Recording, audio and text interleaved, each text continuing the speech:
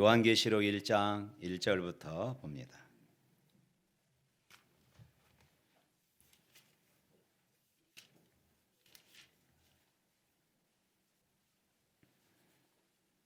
요한계시록 1장 1절부터 마지막 20절에 있는 말씀까지 우리 다 같이 천천히 한번 읽어보도록 하겠습니다. 다 같이 읽습니다. 예수 그리스도의 계시라. 이는 하나님이 그에게 주사 반드시 속히 일어날 일들을 그 종들에게 보이시려고 그의 천사를 그의 종 요한에게 보내어 알게 하시는 것이라. 요한은 하나님의 말씀과 예수 그리스도의 증거 곧 자기가 본 것을 다 증언하였느니라. 이 예언의 말씀을 읽는 자와 듣는 자와 그 가운데 기록한 것을 지키는 자는 복이 있나니 때가 가까움이라. 요한은 아시아에 있는 7 교회에 편지하노니 이제도 계시고 전에도 계셨고 장차 오실 이와 그의 보좌 앞에 있는 7 영과 또 충성된 증인으로 죽은 자들 가운데서 먼저 나시고 땅의 임금들의 머리가 되신 예수 그리스도로 말미암아 은혜와 평강이 너희에게 있기를 원하노라. 우리를 사랑하사 그의 피로 우리 죄에서 우리를 해방하시고 그의 아버지 하나님을 위하여 우리를 나라와 제사장으로 삼으신 그에게 영광과 능력이 세세토록 있기를 원하노라. 아멘. 볼지어다 그가 구름 타고 오시리라. 그를 보겠고 그를 찌른 자들도 볼 것이며 땅에 있는 모든 족속이 그로 말미암아 애곡하리니 그러하리라. 아멘. 주 하나님이 이르시되 나는 알파 오메가라. 이제도 있고 전에도 있었고 장차 올 자요 전능한 자라 하시더라. 나 요한은 너희 형제요 예수의 환난과 나라와 참음에 동참하는 자라.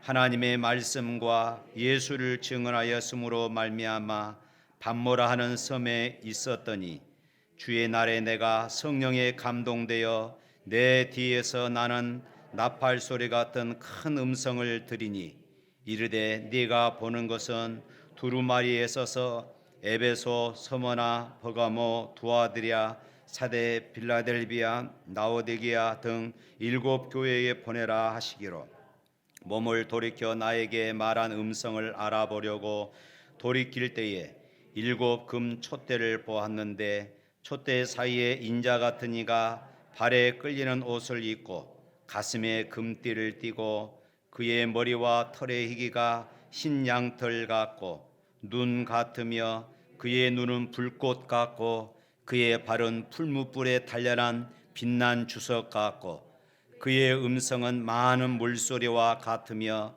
그의 오른손에 7 별이 있고 그의 입에는 좌우 날섬 검이 나오고 그 얼굴은 해가 힘있게 비치는 것 같더라.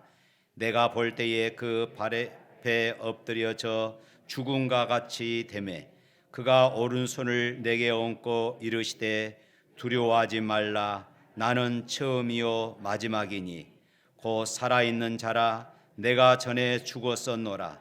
볼지어다 이제 세세토록 살아있어 사망과 음부의 열쇠를 가졌노니 그러므로 네가 본 것과 지금 있는 일과 장차될 일을 기록하라. 네가 본 것은 내 오른손에 7 별의 비밀과 또 7 금 촛대라. 7 별은 7 교회의 사자요 7 촛대는 7 교회니라. 아멘.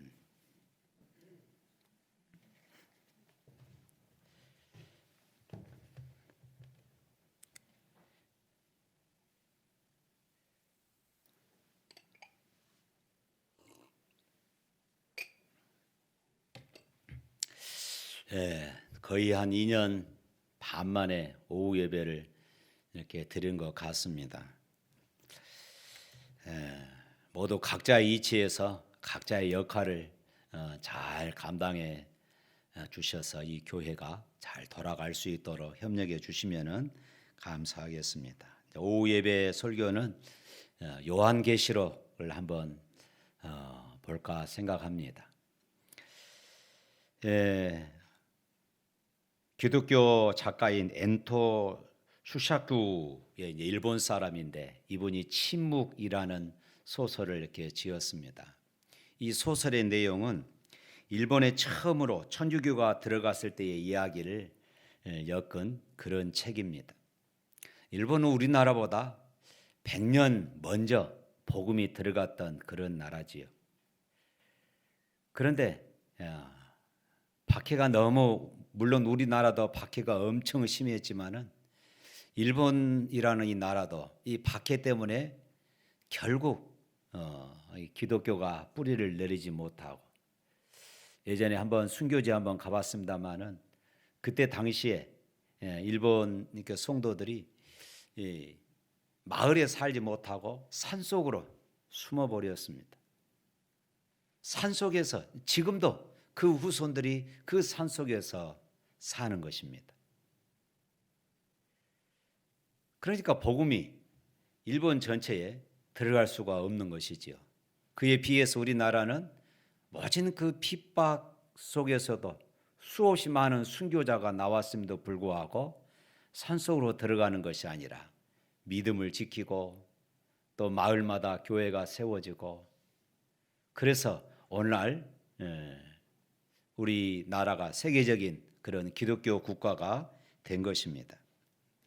그런데 이때 당시 일본은 말할 수 없는 박해를 받으면서 하나님께 대한 믿음을 끝까지 지켜가는 그런 믿음의 이 순교자들, 그리고 그 핍박이 너무 힘들어 가지고 예수 믿는 것을 포기하고 믿음을 포기하고 살아가는 그런 사람들, 이들을 지켜보는 이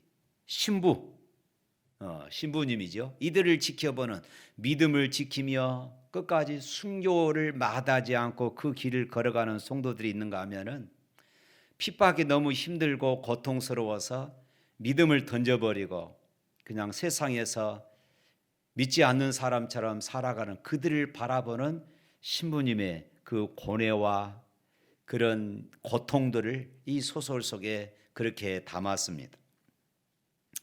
예수 믿기로 작정한 사람들이 말로 표현하기조차 끔찍한 온갖 박해와 그리고 고문을 다 당하면서 예수를 부인하라는 협박을 받습니다. 이를테면은 바다에다가 십자가를 만들어 놓고 그곳에 사람들을 묶습니다. 성도들을 묶어 놓고 밀물과 썰물, 물이 빠져나가면은 그 안쪽에다가 십자가를 세워요. 그리고 그곳에다가 그리스도인들을 묶습니다. 그리고 밀물이 들어오면은 이제 발부터 시작해 가지고 차츰차츰 목까지, 그리고 입, 그리고 전체가 잠겨서 순교하는 이런 일들이 일어나지요. 그러면서 끊임없이 그리스도를 부인해라, 예수 믿는 것을 포기해라, 이런 일들이 일어나게 된 것입니다. 이들은 예수 믿으면은 살 수 있을 것인데 끝까지, 예수를 부인하면은 살 수 있을 것인데 그들이 끝까지 나는 예수님을 부인할 수 없다, 나는 예수님을 믿습니다, 그리고 물에 수장되어서 죽어가는 이런 성도들이 수없이 많이 있었습니다. 이 사람들에게, 그리고 이들을 지켜보는 성도들에게 믿음을 심어 주었던 포르투갈 신부님은 너무나도 답답했습니다. 그래서 하나님 앞에 간절히 기도합니다. 하나님, 능력을 나타내 주시옵소서. 하나님, 저들을 구원하여 주시옵소서. 그러나 하나님은 능력을 나타내 보이지 않으셨습니다. 마치 구약의 홍해가 갈라지는 것처럼 밀물이 들어올 때에 그냥 물을 갈라버려서 십자가가 세워져서 죽어가는 그 성도들이 있는 그 자리만은 물이 채워지지 않는 이런 일들이 일어나면은 얼마나 좋겠습니까?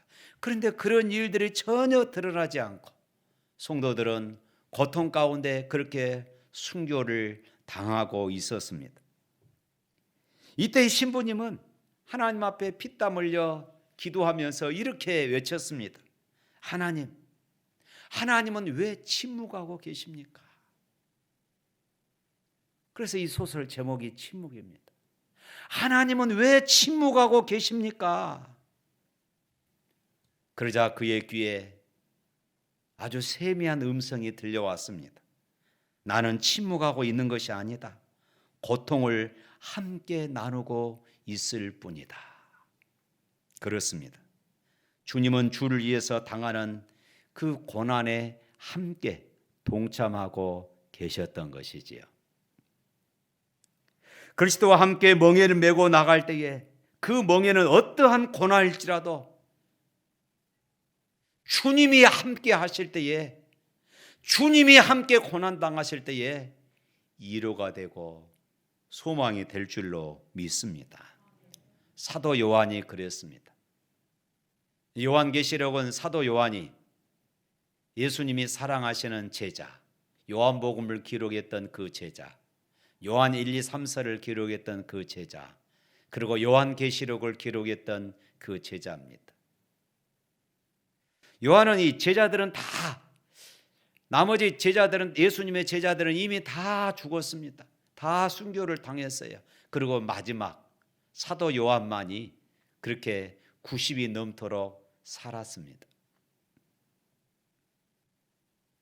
요한은 극심한 핍박 속에서 하나님께서, 주님이 자기와 함께 하시는 그런 체험을 했습니다.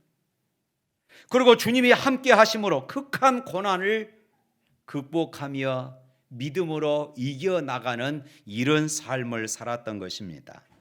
오늘 본문은 사도 요한이 이제 로마의 도미티안 황제가 기독교인들을 핍박할 때에 이 반모라고 하는 요즘 그리스 섬이지요. 그리스 지역에 있는 섬입니다. 그 반모라는 섬에 유배되었으면서 그곳에서 지금 육지에 있는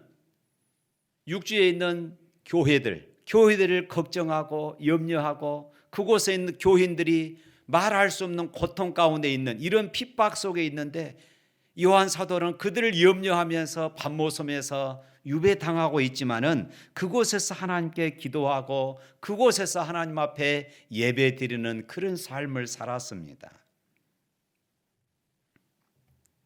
주후 95년, 그러니까 서기 95년이지요. 서기 95년을 전후하여 로마의 도미티안 황제는 자신을 주와 자신을 신으로 숭배하도록 황제 숭배 사상을 그렇게 심겼습니다.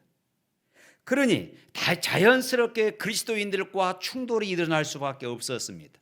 왜냐하면 예수 믿는 사람들은 황제를 신으로 숭배한다는 것은 결국 우상 숭배이기 때문에, 과거 우리나라 일제시대 때 천황을 숭배하라고 이 신사참배가 있었잖아요. 신사참배. 그것을 거절하다가 수없이 많은 그리스도인들이 죽어갔습니다. 바로 그런 일들이 지금 로마에 일어났던 것입니다. 이 일로 인하여서 많은 그리스도인들이 체포되어지고 감옥에 갇히고, 때로는 온영극장에서 사자밥이 되어지고, 그곳에서 화형에 처하기도 하고, 때로는 검투사들의 그런 칼날에 죽임을 당하는 이런 말할 수 없는 고통이 일어났습니다. 때로는 십자가형을 처하기도 했습니다. 이런 상황 속에서 사도들은 이미 아까 말씀드렸던 것처럼 다 순교했어요. 이제 사도 요한만이 남아 있습니다. 그곳에서 육지에 있는 교회들을, 지금 고통하고 있을 성도들 위해서 기도하면서 사도 요한도 말할 수 없는 괴로움이 있는 것입니다. 바로 그때 주님이 사도 요한에게 찾아오셨습니다. 그리고 사도 요한에게 요한계시록을 보여준 것입니다. 교회가 지금 어떤 형편에 있고, 앞으로 교회가 어떻게 될 것이며, 성도들이 앞으로 어떻게 될 것인가. 그러면서 걱정하고 고통하고 있는 요한과, 그리고 교회들을 위로하는 그런 메시지가 이 요한계시록이 되는 것입니다. 자, 1절 한번 읽어봅니다. 1절과 2절 시작. 예수 그리스도의 계시라. 이는 하나님이 그에게 주사 반드시 속히 일어날 일들을 그의 종들에게 보이시려고 그 천사들을 그 종 요한에게 보내어 알게 하신 것이라. 요한은 하나님의 말씀과 예수 그리스도의 증거 곧 자기가 본 것을 다 증언하였느니라. 하나님으로부터 예수 그리스도에게 주어지고 그리고 다시 천사들에게 주어져서 그것이 요한에게 전달되었습니다. 요한은 자기가 본 것을 다 기록해서 그것을 이제 교회들에게 편지로 보내는 것입니다. 또 3절부터 6절 말씀 읽겠습니다. 이 예언의 말씀을 읽는 자와 듣는 자와 그 가운데 기록한 것을 지키는 자는 복이 있나니 때가 가까움이라. 요한은 아시아에 있는 7 교회에게 편지하노니 이제도 계시고 전에도 계셨고 장차 오실 이와 그의 보좌 앞에 있는 7영과 또 충성된 증인으로 죽은 자들 가운데서 먼저 나시고 땅의 임금들의 머리가 되신 예수 그리스도로 말미암아 은혜와 평강이 너희에게 있기를 원하노라. 우리를 사랑하사 그 피로 우리 죄에서 우리를 해방하시고 그의 아버지 하나님을 위하여 우리를 나라와 제사장으로 삼으신 그에게 영광과 능력이 세세토록 있기를 원하노라. 이것은 영광송입니다. 지금 이스라엘 백성들은 자기들이 하나님의 선민이다. 자기들이 하나님의 선민이라는 것은 알았지만은 하나님의 선민, 다시 말해서 하나님이 선택한 백성이다 이 말이에요. 하나님이 선택한 백성들은 어떻게 살아야 되고 어떤 삶을 살아야 하는가를 그들은 알지 못했습니다. 지금도 이스라엘이라고 하는 이 나라는 이 비밀들을 다 깨닫지 못하고 있어요. 아니, 깨닫지 못하는 것이 아니라 아예 깨달으려고 하지 않고 있는 것입니다. 하나님께서는 이스라엘 백성들을 택해서 그 이스라엘을 통하여서 제사장 나라 삼으시고 이 이스라엘 백성들을 통하여 주변의 나라들에게 하나님의 복음이 증거되기를, 살아계신 하나님이 증거되기를 원했던 것입니다. 그런데 그것을 깨닫지 못했던 이스라엘 백성들, 오히려 이방신들, 우상들을 자기들이 섬겼잖아요. 살아계신 하나님, 자기들이 섬기는 그 하나님을 이방 땅에 전해야 하는데 오히려 이방인들이 섬기는 신들을 자기 나라에 들어와서 그 이방 신들을 섬기는 이런 어처구니 없는 일들이 일어났던 것입니다. 이스라엘이 이처럼 그 사명을 감당하지 못하자 결국 예수 그리스도 안에서 새로운 제사장 나라를 세웠는데 그 새로운 제사장 나라가 무엇이냐? 교회입니다. 할렐루야. 그 새로운 제사장 나라가 오늘 저와 여러분들인 것을 믿으시기를 축복합니다. 그러므로 오늘 우리의 사명이 얼마나 중요한가를 알아야 돼요. 우리는 예수님을 알지 못하는 사람들에게 살아계신 하나님을 전해야 할 줄로 믿습니다. 7절 8절 말씀 한번 볼까요? 볼지어다 그가 구름 타고 오시리라. 각 사람의 눈이 그를 보겠고 그를 찌른 자들도 볼 것이요 땅에 있는 모든 족속이 그로 말미암아 애곡하리니 그러하리라. 아멘. 주 하나님이 이르시되 나는 알파와 오메가라. 이제도 있고 전에도 있었고 장차 올 자요 전능한 자라 하시더라. 볼지어다 구름 타고 오시리라. 이 구절이 지금 이 1장의 핵심 말씀입니다. 그것은 예수님의 이 재림은, 우리 지난주에 예수님의 재림에 대해서 말씀드렸잖아요. 이 예수님의 재림은 예수님의 초림, 2000년 전에 예수님 맨 처음 이 땅에 오셨을 때와 상황이 같지 않다 하는 것입니다. 예수님이 초림하실 때, 처음 이 땅에 오실 때는 몇몇 사람들만, 목자들, 가난한 사람들만 예수님을 알아봤습니다. 그들에게만 예수님이 오셨음을 알려졌던 것입니다. 초림의 주님이 너무나도 초라했기 때문에 예수님의 공생의 때에 내가 그라, 내가 그이라, 구약에 약속했던 메시아, 이스라엘 백성들이 그렇게 사모했던 그리고 기다렸던 메시아, 그 메시아를 가리켜서 내가 바로 그다 이렇게 말씀했음에도 불구하고 예수님의 모습이 자기들이 기대했던 그 영광스러운 모습이 아니라 아주 초라한 모습이었기 때문에 예수님을 그들이 기다리는 메시아로 받아들이지를 않았습니다. 오히려 예수님이 내가 크다, 내가 하나님의 아들이다, 이것을 빌미 삼아서 신성 모독죄를 씌워가지고 예수님을 십자가에 내몰고 결국은 예수님을 십자가에 못 박혀 죽게 하는 장본인이 되고 말았던 것입니다.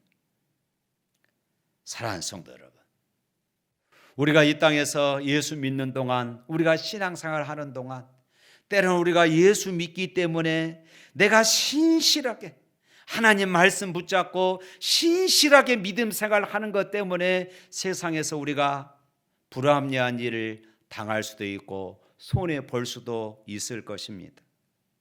때로는 예수님의 이름 때문에 우리의 삶의 터전이 흔들릴 수도 있고 사업하신 분들은 말할 수 없는 피해를, 거래처와의 관계도 말할 수 없는 피해를 입을 수도 있을 것입니다.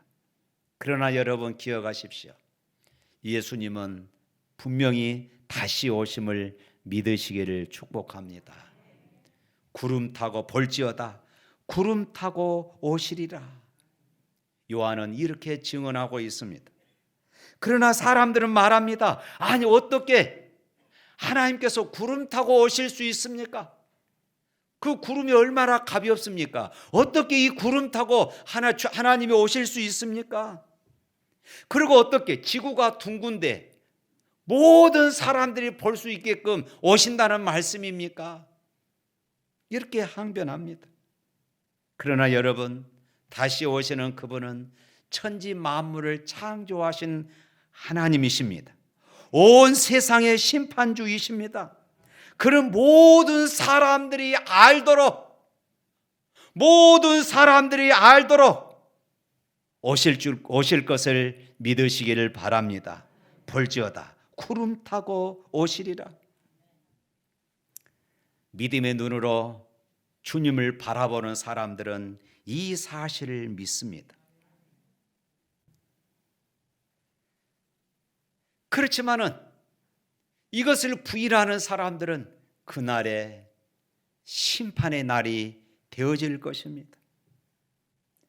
초림의 주님은 몇몇 신앙인들, 목자들만 알아봤습니다. 그러나 재림의 영광은 모든 눈이 목도할 것이에요. 오늘 여기 7절 말씀에 분명히 그랬잖아요. 다시 한번 읽어볼까요? 볼지어다 그가 구름 타고 오시리라. 각 사람의 눈이 그를 보겠고 그를 찌를 자들도 볼 것이며 땅에 있는 모든 족속이 그로 말미암아 애곡하리니 그러하리라. 아멘. 여기서 누가 그를 찌른 자입니까? 그가 찌른 자도 볼 것이다 이렇게 했잖아요. 누가 그를 찌른 자일까요? 바로 십자가 처형의 현장에서 그의 죽음을 확인한 로마 군병들일 것입니다. 뿐만 아니라 시대마다 오늘날에도 끊임없이 예수님을 부인하는 사람들, 예수님을 대적하는 사람들, 예수님에 대해서 무관심하는 사람들, 이 사람들이 모두가 다 그를 찌른 사람들이 되는 것이에요. 그런데 이처럼 주님을 대적했던 모든 이들이 영광의 주님을 그날 자기들의 눈으로 보게 될 것이라고 말씀하고 있어요. 주님을 대적하고 주님을 부인했던 사람들조차도 주님이 구름 타고 오심을 눈으로 볼 것이다 이렇게 말씀합니다. 채찍을 맞고 찔림을 당한 그분이 세상의 왕이고 그리고 심판주로 오신다는 사실을 보게 되어질 것이에요. 땅에 있는 모든 족속이 그를 인하여 애곡하리니 이렇게 말하고 있잖아요. 그러면서 요한이 뭐라고 말합니까? 그러하리라 아멘 이렇게 말하고 있어요. 그러하리라 아멘. 사랑하는 성도 여러분, 우리가 신앙 고백하면서 저리로서 산 자와 죽은 자를 심판하러 오시리라 믿으시길 바랍니다. 우리가 그렇게 고백하잖아요. 여러분이 사랑하는 이들, 여러분이 관심을 가지고 있는 이들, 여러분들과 이웃하여 사는 사람들, 때로는 여러분 아파트에서 아래층 위층에 사는 사람들, 그날 여러분들을 향해서 뭐라고 이야기하겠습니까? 주님이 재림하시는 그날, 여러분들을 알고 있던 그 사람들이 여러분들에게 뭐라고 말씀하시겠습니까? 왜 그처럼 나를 자주 만났는데 왜 이 이야기를 해주지 않았냐고 아마 우리를 향하여서 원망스러운 그런 이야기를 하지 않을까요? 때로는 여러분들의 가족들이, 믿지 않는 가족들이 왜 이야기해 주지 않았냐고 이렇게 말하지 않을까요? 그때 우리가 뭐라고 이야기하겠습니까? 여러분, 그래서 우리가 전도해야 하는 것입니다. 우리 가족들을 전도하고 우리 이웃들에게 이 복음을 전해야 할 이유가 바로 여기에 있습니다. 그러기 위해서 우리는 세상에서 신실하게 살아야 합니다. 사람들에게 손가락질 당하는 그런 삶이 아니라 사람들에게 인정받고 사람들에게 존경받는 그런 삶을 살아야 합니다. 그들에게 내가 믿는 예수님을 전할 수 있고 내가 믿는 예수님을 이야기할 수 있는 것입니다. 볼지어다 구름 타고 오시리라. 요한은 이 선언에 대해서 그러하리라 아멘 이렇게 말합니다. 요한은 지금 밤모섬의 귀향가 살면서 주님을 대방하고 있어요. 아시아에 있는 교회들 7교회들을 생각하면 요한은 지금 마음이 아픕니다. 이 시간도 수없이 많은 성도들이 고난당하며 순교를 당할 것인데 또 때로는 그 고통이 너무 참기 힘들어서 예수를 믿지 않는다고 부인할 것인데 그들을 생각하면서 요한은 지금 마음이 아파요. 예수님이 그렇게 말씀합니다. 볼지어다 구름 타고 오시리라. 그러하시옵소서 아멘. 요한이 이렇게 외치고 있는 것입니다.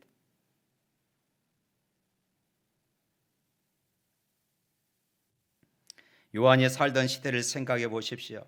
예수 믿는 것은 모든 것에 박탈을 의미하는 그런 시대입니다. 성도가 되는 것은 바로 순교자가 되는 것과 다름이 없는 그런 시대였습니다. 핍박의 순간에 그들이 들었던 주님의 이름을 향한 수없는 말들을 여러분 기억하시기를 바랍니다. 그들의 충성을 조롱하며 비웃던 이 사람들, 요한은 그들을 향하여서 볼지어다 구름 타고 다시 오시리라. 각인의 눈이 그를 보겠고 그를 찌른 자들도 볼 터이요 땅에 있는 모든 족속들이 그를 인하여 애곡하리니 이렇게 이야기할 때 요한이 아멘 그러하시옵소서 아멘 그러하시옵소서 빨리 오십시오. 요한은 고난에 동참한 성도이기 때문에 주님이 오심이 그에게는 감동스러운 사건이요 주님이 오신다는 그 이야기를 듣는 순간 그러하리다 아멘 반드시 오셔야 합니다. 반드시 오시옵소서 꼭 오시옵소서.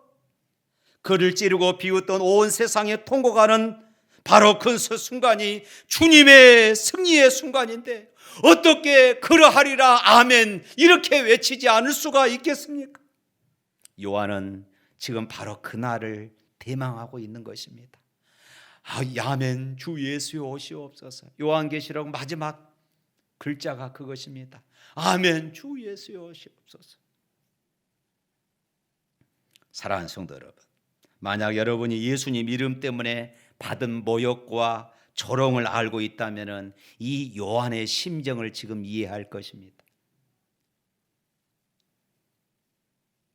북한에 있는 주민들이 예수 믿는 것을 숨기기 위해서, 찬송 소리를 숨기기 위해서 산속 깊은 곳에 들어가서 그곳에서 찬양하고, 그곳에서 다 찢어지고 낡아진 성경책을 돌아가면서 읽어보면서 아멘 주 예수 오시옵소서, 아멘 주 예수여 오시옵소서, 그들은 눈물을 흘리며 그렇게 찬양할 것이에요.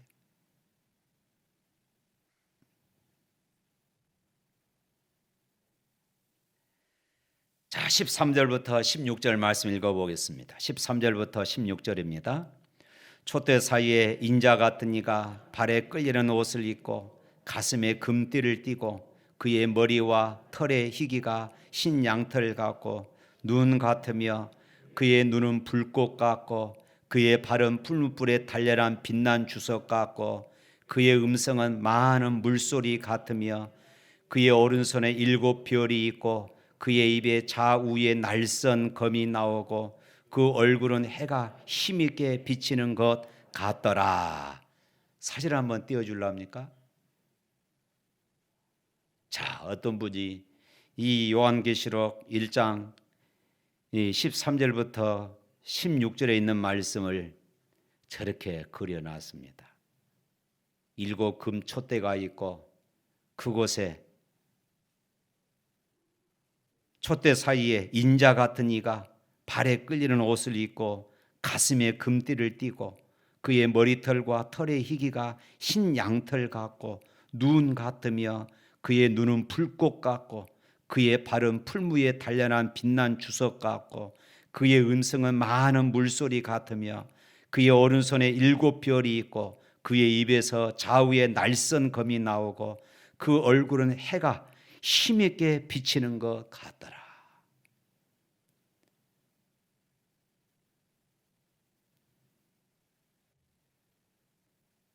요한은 지금 촛대 사이에 거닐고 계시는 주님을 환상 가운데 지금 보고 있습니다. 요한이 직접 저 모습을 지금 보고 있는 것이에요. 그리고 그것을 글로 이렇게 써놨습니다. 그리고 입에서 나오는 음성을 듣게 됩니다. 요한이 세밀한 관찰을 하여 자기가 본 것을 지금 최대한 잘 표현해서 기록한 것입니다. 그리고 능력과 권세를 가지신 모습이고 인자한 사랑과 긍휼을 가지신 예수님의 모습을 지금 그는 본 것입니다. 그동안 그가 한 번도 본 적이 없는 영광스러운 모습이었습니다. 부활하신 예수님은 요한은 이미 봤습니다. 그러나 부활하신 주님의 모습과 비교되지 않을 만큼 영광스러운 그런 모습을 지금 본 것입니다. 요한이 반가워할 것도 같지요. 요한이 3년 반 동안이나 그렇게 따라다니며 배웠던 예수님을 그렇게 봤으니까 얼마나 반갑겠습니까? 그런데 요한에게 비추어진 주님의 모습이 너무나도 영광스러운 모습인 것입니다. 감히 선뜻 주님 앞에 갈 수가 없어요. 감히 선뜻 그 주님의 손을 붙잡을 수가 없어요. 그래서 17절에 이렇게 말합니다. 다 같이 읽어볼까요?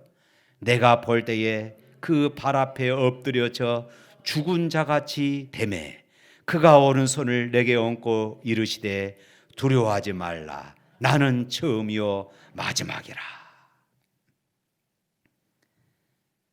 영광스러운 그 모습에 요한이 압도되어서 감히 그 앞에 죽은 자같이 엎드러졌습니다.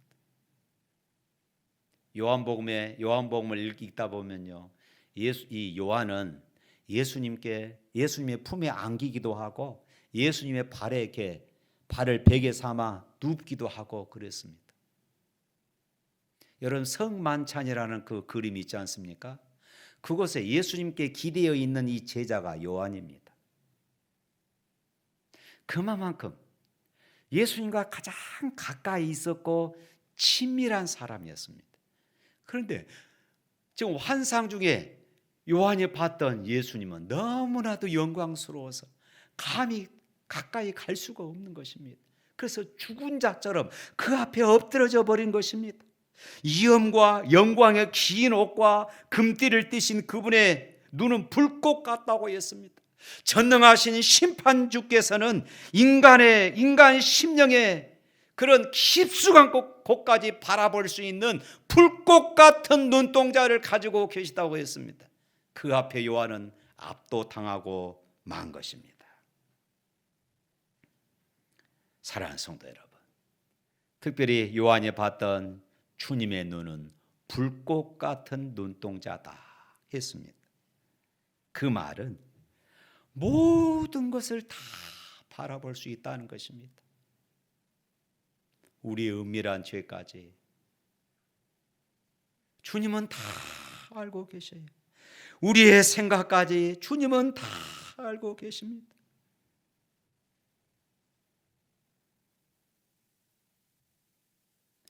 그의 발은 진흙으로 되어져서 무력한 자가 아니라 풀무에 단련한 빛난 주석 같다, 이렇게 표현을 했습니다. 의로서 심판하실 그 위엄 앞에 어떤 인성이 가증한 변명을 할 수 있겠습니까? 그 입에서 나오는 양날선 검으로 모든 대적들을 심판하실 것입니다. 그 앞에 두려워 떨고 있는 요한을 향하여서 주님은 손을 요한을 대시면서 두려워하지 말아라, 이렇게 말씀하십니다. 17절부터 19절까지 읽어볼까요? 내가 볼 때에 그 발 앞에 엎드려져 죽은 자 같이 되매 그가 오른손을 내게 얹고 이르시되 두려워하지 말라. 나는 처음이요 마지막이니 곧 살아있는 자라. 내가 전에 죽었었노라. 볼지어다 이제 세세토록 살아있어 사망과 음부의 열쇠를 가졌노니 그러므로 네가 본 것과 지금 있는 일과 장차될 일을 기록하라. 초대교회 성도들은 승천하신 예수님을 믿었습니다. 세상 끝날까지 내가 너희와 항상 함께 하리라. 이 말씀, 주님이 말씀하셨지만은 그들은 말할 수 없는 고난 가운데 이 말씀들을 잊어버리고 살았습니다. 그런데 이제 요한에게 주님은 진실을 보여주고 있습니다. 요한에게 주님은 말씀합니다. 세상 끝날까지 나는 처음이요 마지막이다. 세상 끝날까지 너희와 함께 있다 하는 이 사실을 어떻게 지금 말씀하고 있느냐? 일곱 금초대, 여기서 일곱 금초대는 교회를 말하고 있어요. 교회를 지금 말하고 있는 것이에요. 일곱 금초대 사이에서 예수님이 지금 서 계시지 않습니까? 그리고 불꽃 같은 눈동자로 바라보고 계십니다. 악인들을 향해서는 심판의 눈이지만은 자기 백성들 끝까지 믿음을 지키고 핍박 가운데서도 하나님의 말씀을 붙잡고 있는 자기 백성들을 향하여서는 사랑스러운 눈으로, 위로의 눈으로 그들을 바라보고 계시면서 두려워하지 말아라. 두려워하지 말아라. 내가 너희와 함께 있다. 이것을 지금 말씀하고 계신 것이에요. 특별히 오늘 말씀에 예수님은 사망의 문과 음부의 문의 열쇠를 가지고 계신 분이라고 했습니다.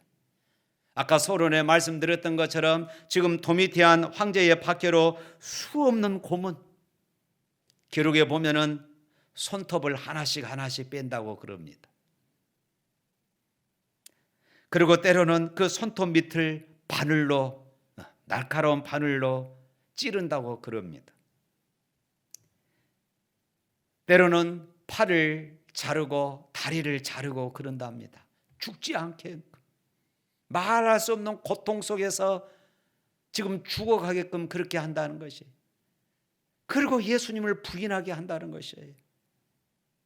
이러면서 순교자가 지금 늘어가고 있습니다.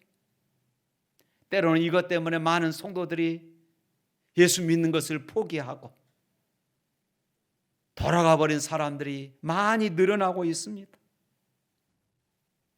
그때 주님이 말씀하셔요. 몸은 죽여도 영혼을 능히 죽이지 못하는 자들을 두려워하지 말고 몸과 영혼을 능히 심판하시는 그분을 두려워하라. 그렇습니다. 지금 내가 살고 죽는 건 이것이 문제가 아닙니다. 지금 내가 교회 안에서 상처받는 것이 중요한 것이 아닙니다. 이런 일들이 내가 주님 앞에 섰을 때에 상급이 될 수도 있지만은 통곡하며 강하게 후회하는 그런 일이 될 수도 있다는 것이에요.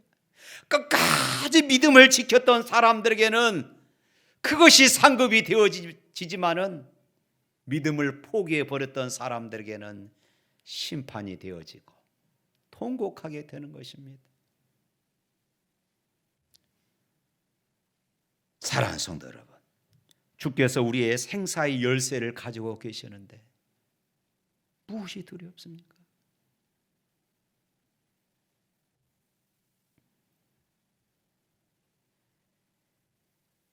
(20절) 말씀 한번 읽어봅니다.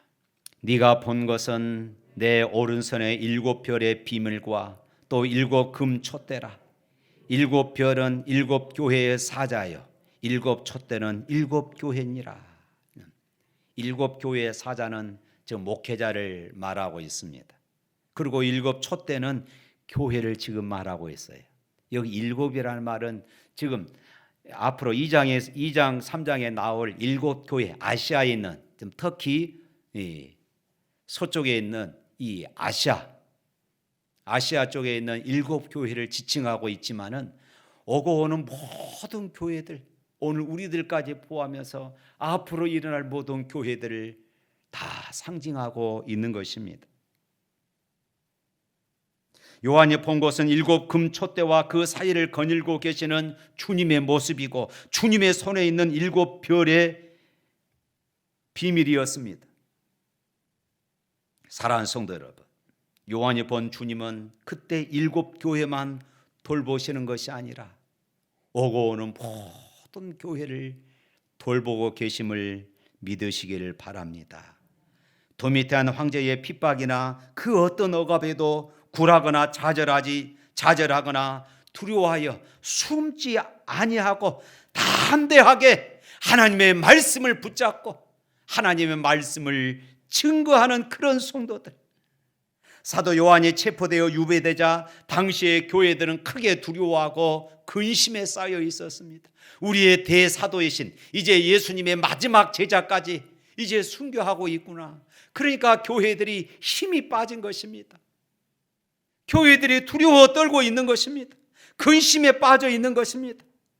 이러한 교회에 주님께서 보여주신 계시는 그 영광, 큰 영광과 능력과 그리고 위엄을 보여주실 뿐만 아니라 여전히 그 7 교회, 금방 쓰러질 듯한 핍박 속에서 금방 성도들이 다 떠나 버릴 것 같은 그런 교회 가운데 주님이 함께 계신다. 주님이 그들 가운데 함께 계시는 모습을 보여줌으로써 교회들로 하여금 힘을 내고 여러분 두려워하지 마십시오. 내가 본 환상은 주님이 우리 교회 가운데 함께하고 계십니다. 여러분 힘을 내십시오. 그분은 우리의 생사를 주관하신 분이십니다. 우리의 영혼을 주관하신 분이십니다. 내 육신을 죽이는 그들을 두려워하지 말고 영과 육신을 능히 멸하시는 하나님을 끝까지 놓치지 마십시오. 요한은 이렇게 지금 외치고 있는 것이에요. 사랑하는 성도 여러분, 혹시는 예수님 때문에 고난이 있습니까? 두려워하지 마시기를 바랍니다.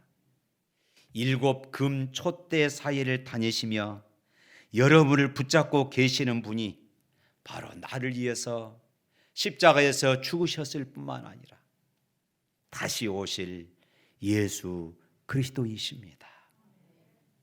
그러므로 어떤 박해를 당한다 할지라도, 어떤 손해를 본다 할지라도 십자가 붙잡고 믿음의 길을 걸어가시기를 주님의 이름으로 축복합니다. 기도하겠습니다.